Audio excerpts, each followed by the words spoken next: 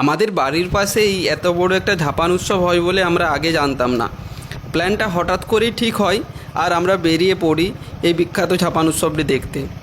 এই ঝাপান উৎসবটি কোথায় এবং কখন হয় সব কিছুই আজকের এই ভিডিওতে আমরা আলোচনা করব। আমাদের আজকের গন্তব্য বাঁকুড়া জেলার দুবরাজপুর গ্রাম।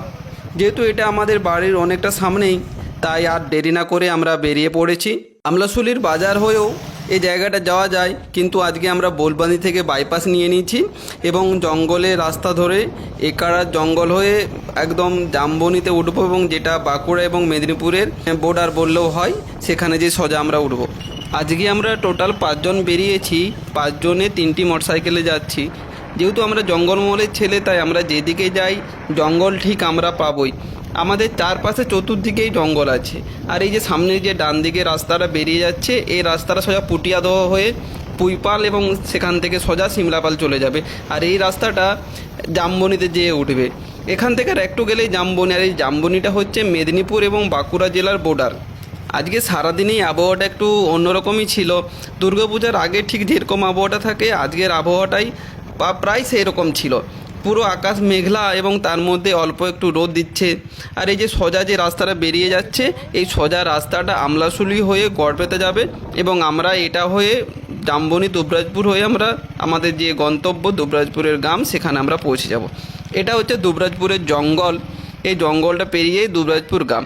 আর আগে নাকি পুলিশ গিয়েছে, তাই আমরা একটু দেখে নিলাম এবং দেখলাম যে পুলিশটি বেরিয়ে গেছে। আর এটা যেহেতু আমাদের বাড়ির সামনে, তাই আমরা হেলমেট নিয়ে আজকে বেরোইনি।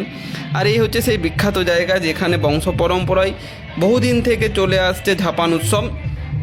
এই ঝাপানটি হচ্ছে এক ধরনের সাপ খেলার দেখানো হয়।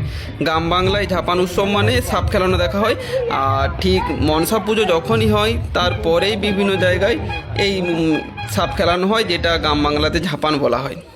দুবরাজপুর গ্রামটাতে বহুদিন ধরে এটা চলছে, কিন্তু আমরা জানতাম না। আমরা মানে কি, আমি জানতাম না, আমাদের বাকি সবাই জানতো। আর আজকে বলতেই আমরা বেরিয়ে এসেছি। এখানে একটা জিনিস দেখলাম যে পুরো গ্রামটাতে 2 থেকে 3টা এরকম দল আছে যারা এই ঝাপানটা দেখায়, অর্থাৎ সাপের খেলা দেখায়। এটা গরুর গাড়িকে একটা অন্যরকমভাবে বেঁধে তার উপরে 3-4 জন উঠে গেছে, তারা ঝাপান দেখাচ্ছে। আর আমরা ছোটোবেলায় ঠাকুমার ঝুলি পড়েছিলাম, কিন্তু এখন বড় তো হয়ে দেখছি যে দাদুর ঝুলি, যেখান থেকে সাপ বেরোচ্ছে এবং সেই সাপ খেলা দেখাচ্ছে। তো চলুন আমরা একটু খেলাটা দেখি।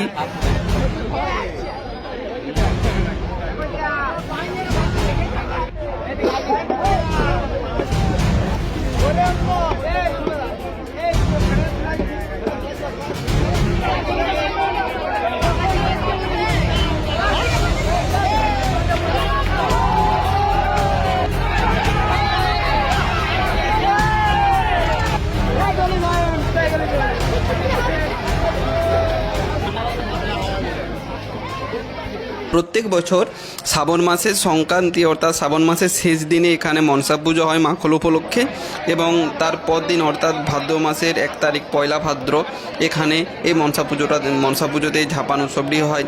এই ঝাপান উৎসবটি প্রত্যেক বছরই ঠিক এইভাবেই হয়ে আসছে। শ্রাবণ মাসের শেষ এবং ভাদ্র মাসের 1 তারিখ 1 তারিখে ঝাপানটি হয়ে আসে। আর যেটা দেখলাম, এই পুরো গ্রাম জুড়ে 3 থেকে 4টা দল আছে।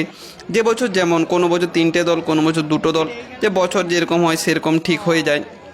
তারা গোটা গ্রাম আগে পুরো ঝাপান দেখায় এবং পুরো গ্রাম এই সাপ খেলানো দেখানোর পর তারা দুবরাজপুরের যে শিব মন্দির আছে, সেই শিব মন্দিরে বিকালে এসে তাদের সাপের খেলা দেখায়। এই সাপের খেলা দেখানোর সাথে সাথে তারা বিভিন্ন রকমের ম্যাজিক দেখায়।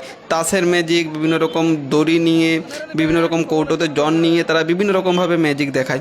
আর এই যে পরিমাণে ভিড়, আমরা ভাবতে পারিনি যে এত পরিমাণে এখানে ভিড় হবে। প্রথমে ভিড়টা থাকেনি, তারপরে দেখলাম যে পরিমাণে ভিড় হয়েছে, বাবা এরকম ভিড় প্রায় দুর্গাপুজো বললেই চলে। যে বিশ্বাস করা যাবে না যে একটা ঝাপানো এত পরিমাণ লোক আসে দেখতে। বাড়ির ছাদ পর্যন্ত ভর্তি ঝাপানটি দেখার জন্য। এবং বলতে বলতে আরেকটি টিম চলে এসছে, তারাও বিভিন্ন রকমের সাপের খেলা দেখাচ্ছে। তারা সাপগুলোকে নিয়ে বিভিন্ন রকমের খেলা দেখানো, অর্থাৎ কখনো কানে কামড়ানো করাচ্ছে, কখনো জিভে কামড়ানো করাচ্ছে। তাদের হাতের সাহায্যে তারা সাপকে পরিচালিত করে মানুষকে এন্টারটেনমেন্ট করছে। আর এখানে এক দাদু তো স্বয়ং আগুন নিয়ে উঠে গেছে এবং মুখে আগুন নিয়ে আগুন জ্বালাচ্ছে।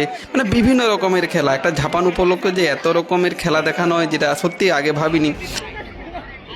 এত মানুষের ভিড় হবে সেটাও ভাবিনি। আর অবশ্যই আপনারাকে বলবো ঠিক আপনারা এই ডেট ধরে চলে আসবেন। শ্রাবণ মাসের শেষ সংক্রান্তি মাখল এবং তার পরদিন অর্থাৎ ভাদ্র মাসের প্রথমে এটা হয়। ভিডিওটি শেষ পর্যন্ত দেখার জন্য সকলকে অসংখ্য ধন্যবাদ। অবশ্যই আমাদের পেজটিকে ফলো করে আমাদের পাশে থাকবেন।